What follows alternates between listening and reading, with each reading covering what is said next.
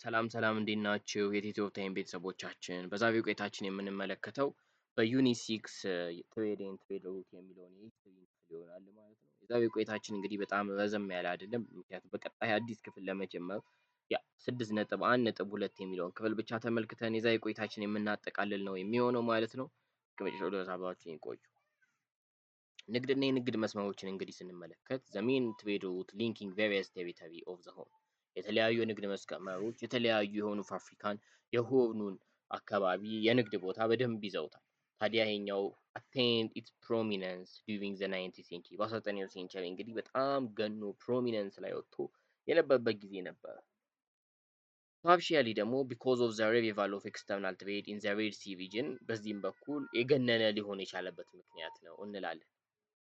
One route linked people and the states of southwest Ethiopia with the northern parts of the region.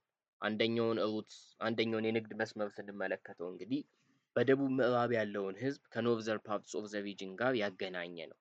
ታዲያ ይሄኛው መስመር ምንን ያገናኘ ነው? በዋናነት ሁለት የንግድ መስመሮች ናቸው ያሉት እንዲሁ እንደታውቁት። አንደኛው ግን በሳውዝ ዌስተርን ተነስቶ የኖርዘርን ፓርቱን ስለሚነካ በዚህ ውስጥ ያለውን ህዝብ በዚህ ውስጥ ያለውን አካባቢ እየዳሰሰ የሚሄድ ነው። ዘ ሜን ማርኬት ሴንተር አሎንግ ዚስ ላይን በዚህ ውስጥ ያሉትን ታዲያ ማርኬት ሴንተሮች እነማን ናቸው ካልን ቦንጋ፣ ሂርማታ፣ ሳቃ፣ ቢሎ፣ አሰንዳቦ፣ ባሶ ያጁቤ፣ ይፋግ ኤንድ ደቢታ፣ ጎንደር የሚባሉ ቦታዎችን እያንዳንዱ እየነካ ነው። አሁን ለምሳሌ ሂርማታ ወደ ጅማ ነው፣ ሊሙ፣ ነቃ፣ ነቀምቴ ቦታዎች ናቸው እነዚህ። ከቦንጋ ተነስቶ ወደ ሂርማታ ይመጣል፣ ከዛ ወደ ሳቃ፣ ከዛ ወደ ቢሎ፣ ከዛ ወደ አሰንዳቦ እንዲህ እያለ ነው የሚመጣው የንግድ መስመሩ ማለት ነው። ጎንደር ጋር ግን ሲደርስ ፍሮም ጎንደር ዋን ላይን ቢፎርኬትድ ዌስትዋርድ ስሩ ጭልጋ ቱ መተማ ቀለባት ገለባት ዘ አዘር ሩት ፓስ ስሩ አድዋ አስመራ ኢንተርድ ምጽዋ አናዘር ስፒት አክሮስ ቱ ባሶ ቱ ሙቭ ዊዝ አንጫሮ ኤንድ ዳዌ ኢን ወሎ ኤንድ አውሳ ኢን አፋር ቱ ታጁራ ኦቦኮ ኤንድ ራሄቴ ኢን ጅቡቲ ይለናል። ከዛ ሄድና ግን ጎንደር ላይ ሲደርስ ይህን በምስል ላሳያችሁ እስካሁን ያየነውን ማለት ነው። ሁለት የንግድ መስመር አለ ብለናል። አንደኛው ታዲያ የንግድ መስመር ከቦንጋ ይነሳና ወደ ሳቃ ሄዶ አሰንዳቦ፣ ባሶ፣ ዳቢታ ጎንደር ላይ ሲደርስ ለሁለት ይከፈላል። ታዲያ ጎንደር ላይ ሲደርስ አንደኛው ወደ ዌስት ዋርድ ብለናል፣ አንደኛው ወደ ተቃራኒው ይሄድና ወደ ላይ የሚሄደው ይሄድና መውጫውን የት ያደርጋል? ምጽዋ ወደብ ሲያደርግ በዚህ በኩል ደግሞ የሚሄደው ወደ መተማ ይወጣል ማለት ነው። ለዚህኛው አንደኛው የንግድ መስመር ነው።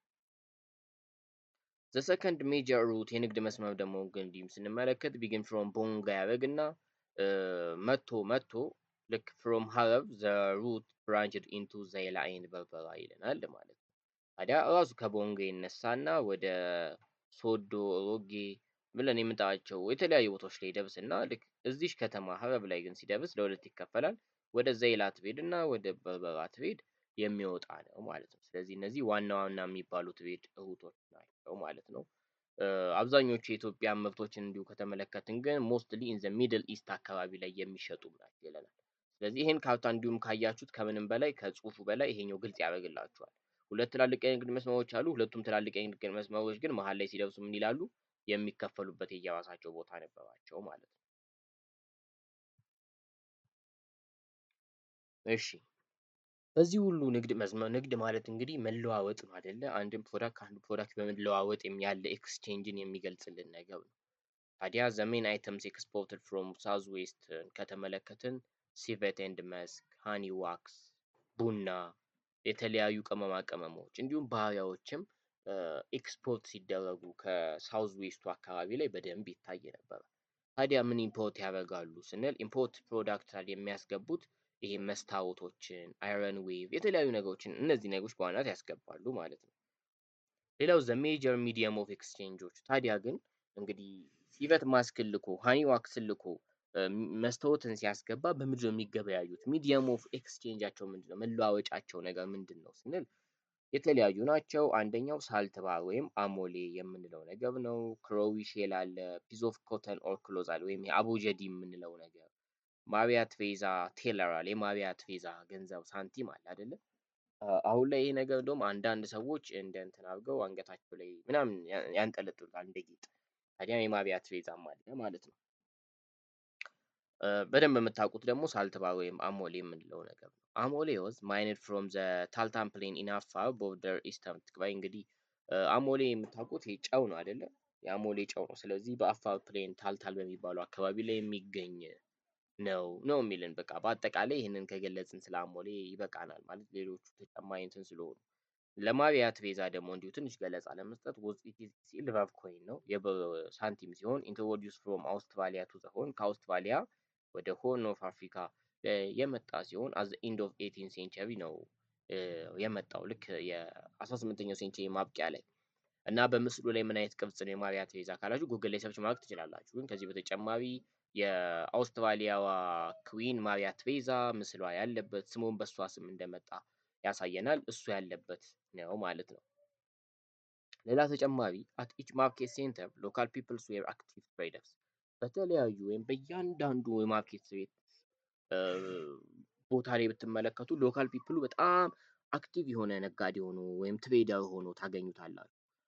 ምን ማለት መሰላችሁ? ለምሳሌ ከቦንጋ የሚነሳ ይሄድና ጎንደር ላይ ይሄዳል አይደል? ጎንደር ያለው ሎካል ፒፕል በጣም አክቲቭ ነው። ቦንጋም ያለው ሎካል ፒፕል በጣም አክቲቭ ትሬደር ነው።